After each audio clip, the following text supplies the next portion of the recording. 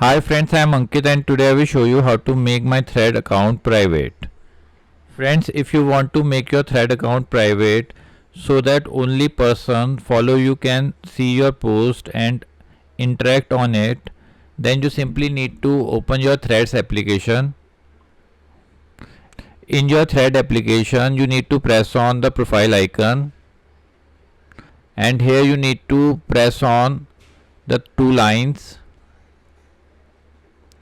Now press on privacy. Now here you simply need to turn on private profile.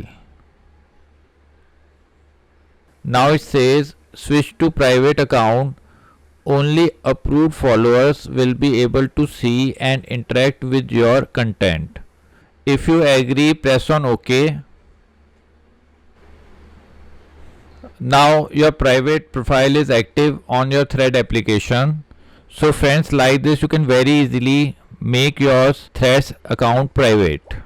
I hope you find this video useful. If you like the video, then press on like button and don't forget to subscribe our channel and press on bell icon to receive email notifications free of cost.